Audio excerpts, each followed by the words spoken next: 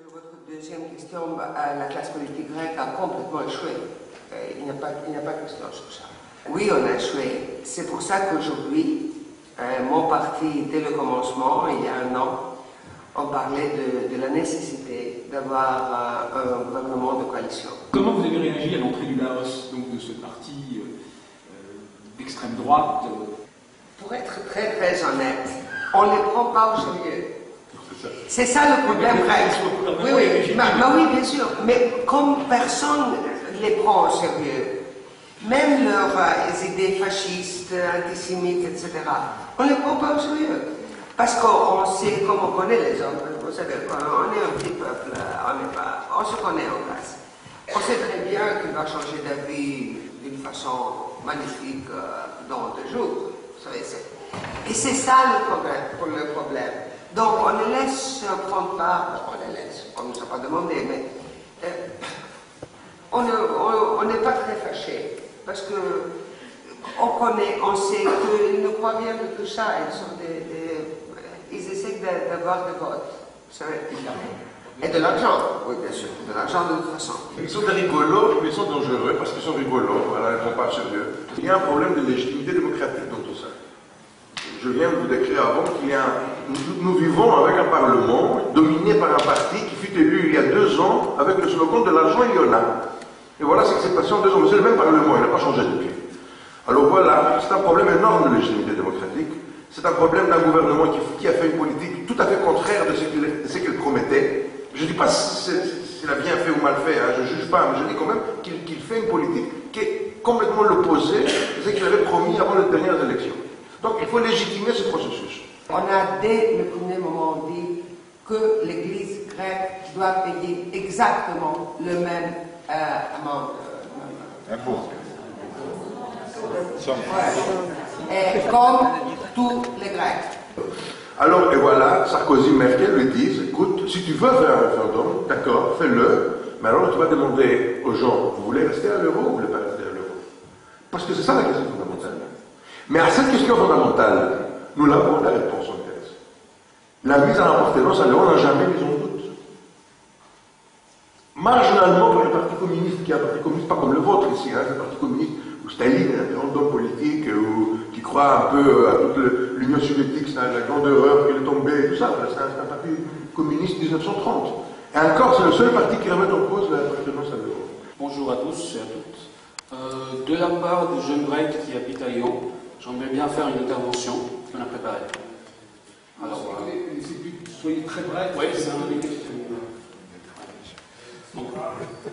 En tant qu'étudiant et travailleur grec de Lyon, on voudrait exprimer notre étonnement sur le fait que Libération, un journal historiquement de gauche, ait invité ces 2 personnes de parler de la situation actuelle en Grèce. Pour nous, mais aussi pour une grande partie de la société grecque, il s'agit de 2 personnes qui représentent la politique qui a amené le pays dans l'impasse dans laquelle il se trouve aujourd'hui.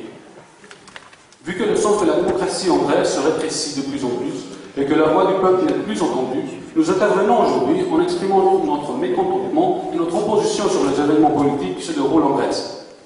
En ce moment, un nouveau front néolibéral s'est créé dans le pays après la formation du nouveau gouvernement de coalition entre les partis socialistes, de droite et de l'extrême droite, qui est soutenu par les grands médias. Les 2 invités d'aujourd'hui représentent bien ce front néolibéral. De côté, vous avez M. Prétédéris, présentateur de journal télévisé qui se positionne systématiquement contre tout type de manifestation contestataire et qui évidemment soutient les décisions du gouvernement du PASOK. L'équipe du journal télévisé que M. Prétédéris représente n'hésite pas à manipuler les images comme bon lui semble.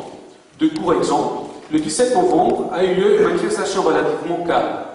Or, lors du reportage couvrant cette journée, des images de meurtres datant de l'été ont été ajoutées. Une manipulation du même ordre avait déjà été faite lors d'un reportage sur l'assassinat d'Alexandre Grigoropoulos par la police en décembre 2008. De l'autre côté, vous avez Mme Bakoyannis qui fait partie d'un système où les grandes familles politiques gouvernent la Grèce depuis très longtemps. Aujourd'hui, en tant que leader de son propre parti politique, elle condamne les rassemblements des indignés et les considère comme un grand problème.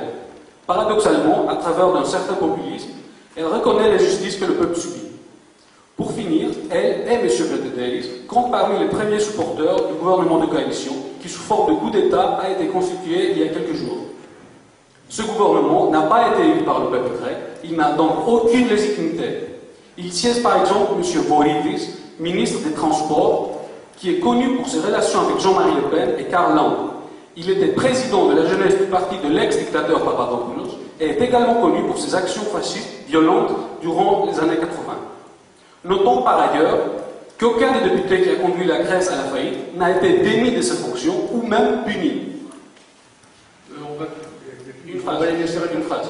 Pour conclure, un gouvernement dans lequel se trouvent des membres de l'extrême droite, dirigé par un Premier ministre technocrate et mis en place pour servir les intérêts financiers et politiques des banquiers, constitue le résultat d'un système capitaliste qui bloque les valeurs démocratiques et renforce les inégalités sociales.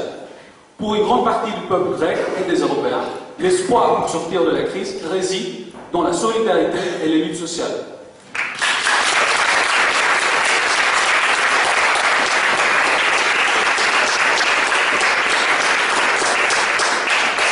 Il ne vous a pas échappé qu'au début de cette discussion, nous avons évoqué la question du Laos et de ses ministres d'extrême droite, fascisants qui sont dans le gouvernement. Pour le reste, sur ce que vous me posez comme question, à propos de la légitimité du gouvernement, je pense que nous en avons beaucoup parlé, mais nous allons à l'un à l'autre et les laisser répondre là-dessus. Parce que ce gouvernement ne va pas faire des gosses. Oui. Oui. Court. Il faut dire à tout le monde que Mme Bakoyannis, en tant que députée parlement grec, a donné son vote de confiance à ce gouvernement de coalition. Donc, elle a donné son vote de confiance à l'extrême droite et, par exemple, Voridis, qui est maintenant ministre. Donc, un gouvernement, l'extrême droite gouverne maintenant en Grèce. Il faut être clair sur ça, il faut le démontrer en Europe et que Mme Bakoyannis et d'autres personnes sont responsables pour ça. Ils ont voté. Voilà. Et aussi, M. Menezes avait fait un article dans son journal, en septembre, je crois, il a dit qu'il faut créer cette coalition. Laissons-la.